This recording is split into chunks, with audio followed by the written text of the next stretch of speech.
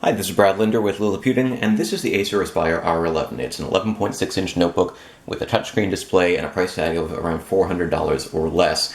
And it's a nice little compact notebook if you're looking for a low-power portable system. Weighs about 3.5 pounds, measures about 0.8 inches thick, and this model that was sent to me by Acer Review has a quad-core Intel Pentium N3700 processor. It's got 4 gigabytes of RAM and 500 gigabytes of hard drive storage. There are cheaper models available in the US with pricing starting around $330 for a dual-core Celeron version. And while there are cheaper portable notebooks around, one of the things that really makes this guy special is the fact that it's got a 360-degree hinge, which means you can fold it all the way back and keep going, and then use it in stand mode, tent mode, or tablet mode as a touchscreen computer, and it does support Windows Continuum features, so you can switch from tablet to desktop user interfaces. I'm going to show you a little bit more about that in a moment, but first I wanted to... There are sort of two major problems with this machine. One is that it has limited screen viewing angles, which you might notice already when I just sort of tilt the screen back. And that's not a huge problem, I think, when you're using a cheap notebook, but with tablet functionality, it's a little bit awkward because you have to hold it just perfectly to see it, and we'll show you that again in a moment. And the other problem is that while it performs faster than anything with a Bay Trail processor like cheap notebooks had in the last couple of years, there are certain things that it does kind of slowly, and I think that might be partly because it comes with a hard drive, which provides much more storage, but not as fast storage as you would get with a solid-state disk. So, benchmark results, it performs pretty well, but let me show you how long it takes to reboot. It feels a little bit like we're going back to the days of Windows 7 or earlier. And so let's just do a restart here, and while that's happening, I'll show you a little bit more of the hardware. There's a full-size Ethernet, HDMI, 2 USB ports, one of which is USB 3.0, one of which is USB 2.0, headset, still restarting. On the other side, we've got power and volume buttons and our status LEDs and a power jack. These are on the side instead of up here or someplace where they would normally be on a notebook, because you can now access them even when you're holding it in tablet mode. If we flip all the way around to the back, there's a little SD card slot here. You sort of have to tilt the screen a little bit to be able to get at it. Just a little easier to access, I think, in tablet mode, but it's nice to have that full-size port. Still rebooting. The keyboard is pretty much full-size. The key size and travel distance is nice. There's a nice wide touchpad here, and it's not quite as responsive as one of these precision glass touchpads that you'll find on more expensive computers these days, but it does support multi-touch gestures, it feels pretty good, and it clicks. So there's the complete reboot. I'm going to go ahead and log in with my username and password, and you can see all I have to do is tilt the screen so you can barely see what's happening here, but pull it off menu anyway. So I've typed in my password. I don't want you to see my email address, so I'm going to leave it off screen here for a second. And another second. And another second. So again, it just feels like it takes a little bit longer to do some of these activities. Now, once everything's up and running, it does perform well, and I find that it does CPU and GPU heavy tasks like transcoding videos, watching HD video, creating zip archives, things that really require a little bit more processing power. It does those a little bit more quickly than anything with an Intel Atom chip. Okay, we're finally logged back in. Take a quick look at the keyboard here. Again, nice overall layout. I'm not a huge fan of the way that Acer likes to put 6 keys in the space where you normally have just 2 or 3 over here, with these little half-size volume, page up, page down keys, which are also the same keys that you would use for home and volume up and brightness with the function key. Because they're so small, I think it can be a little bit hard to touch type and feel those. You sort of have to look down at your fingers. If you're used to Acer keyboards, maybe it's not as much of an issue for you as it's been for me. Let's take a look at some of the other features here. One thing I really do like is we've got the desktop Windows 10 environment here, and this is something that you'll get with most modern 2-in-1 systems running Windows 10. If we switch over to tablet mode, automatically we get this little pop-up here from Windows Continuum saying when we like to switch to tablet user interface. Now, instead of a start menu, when I hit the start button, we get a full screen start screen. If I launch a web browser, I don't really want to hold this like that, so I'm just going to prop it. apps run in full screen, and it's a little bit more touch-friendly. Now, if you want to run multiple apps on the screen at once, you can do that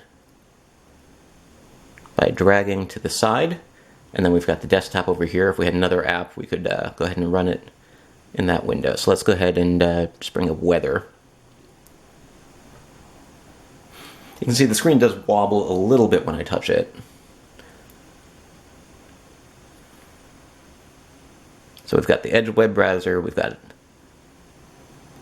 the weather application, multiple windows side by side.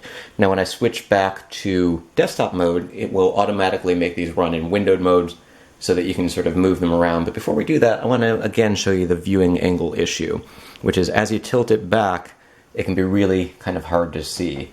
And that might not be a huge issue when you're sort of typing and using it as a laptop because you can position it just the right angle. But it really can be a problem when you want to do things like, let's go ahead and load up.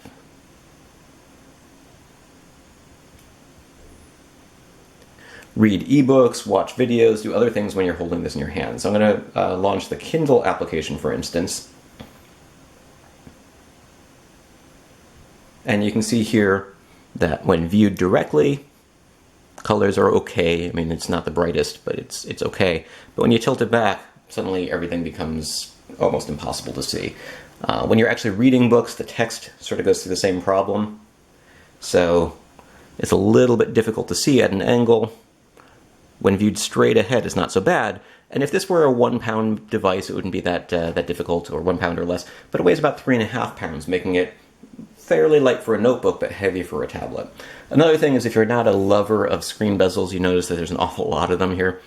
There's a sort of thin plastic one around the side, but then also the screen material here, there's a big black bezel in this area. Now that gives you something to hold on to without having to worry that your hand's going to touch the screen and accidentally trigger something, but it does mean that you know, the bulk of this machine is more than you might expect from a device with an 11.6-inch display.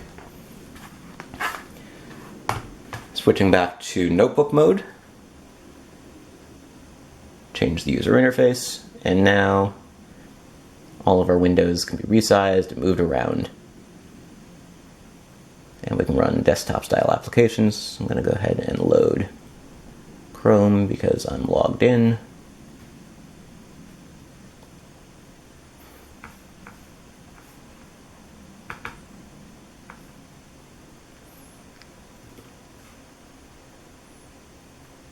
And I want to show you a video.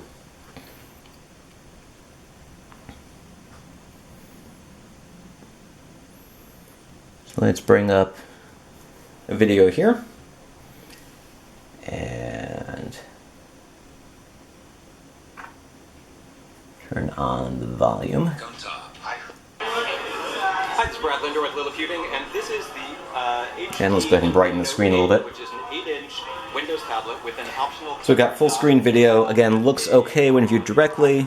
The side viewing angles are not awful, but you tilt the screen back, and that's what happens. Close to full-size keyboard here like you would have with a 10-inch tablet, but the portability...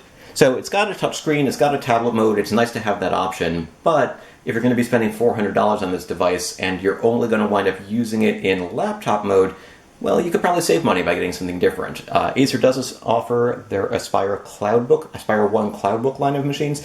Those are similarly sized laptops that sell for under $200. Let's go ahead and dim that screen again because now you can barely see what's happening. So for under $200, you can get a Cloudbook that has less RAM, slower processor, less storage, but it's a similar size, it's a compact laptop, doesn't have the tablet mode, and it sells for half the price of this one. So you know, if you really want the tablet functionality, I think it would be nice to have an IPS display with better viewing angles. If you really want the storage space, it's nice to have 500 gigabytes of storage instead of just 32 or 64 like you often get with cheap models with solid-state storage. But you do sort of have to factor in the fact that it's going to take longer to boot and maybe to run some programs. Overall, though, in terms of laptop performance, not bad.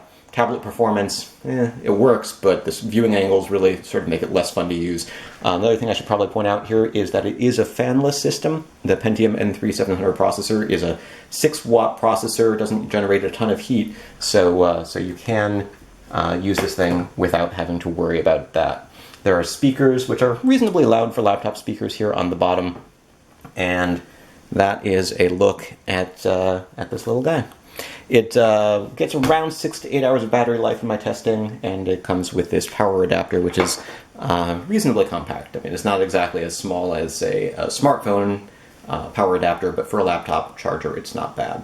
So that's a look at the Acer Aspire R11. You can find more details in our review at Liliputing.com with lots of photos and some other information, including how you can upgrade the RAM if you wanted more than the 4 gigabytes that comes with it. This is Brad Linder with Liliputing, and a video review of the Acer Aspire R11.